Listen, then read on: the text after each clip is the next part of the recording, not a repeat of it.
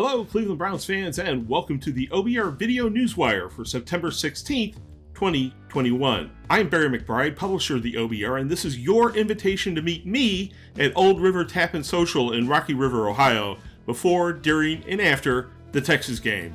The biggest news over the last 24 hours, at least in terms of the number of stories it generated, was Kevin Stefanski's statement that Odell Beckham Jr. would not play against the Houston Texans.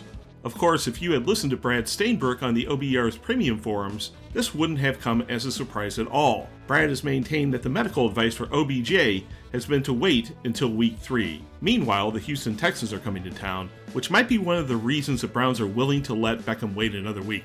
The team may simply believe they can beat the Texans without him, and that they are risking little by asking OBJ to wait another week. I've been publishing the OBR for more than 20 years, but I don't pretend to bring any special football knowledge into play when I make these videos. I do know one thing, however. Offensive tackles are important. Therefore, it's somewhat disturbing that the Browns had their 3 top offensive tackles held out of practice yesterday: Jack Conklin, Chris Hubbard, and Jedrick Wills. Throw in starting center J.C. Tretter as well, and it's starting to look like there might not be enough offensive line manpower. In order to keep my blood pressure under control, I try to remember back to last season when the Browns were down quite a few linemen, and a guy named Blake, and others, stepped in and played well. I trust in Bill Callahan and the preparation he's given the backups if needed. Plus, it helps that the Texans' defensive line is not a strong unit. As we entered the game Sunday, the Texans are undefeated. Well, they're 1-0, and the Browns are 0-1.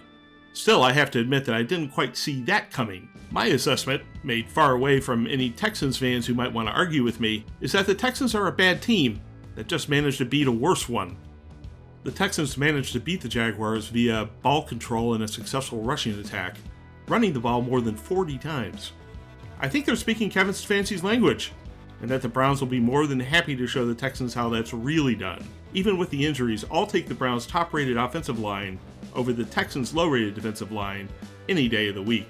And that's it for the OBR Video Newswire for September 16th, 2021.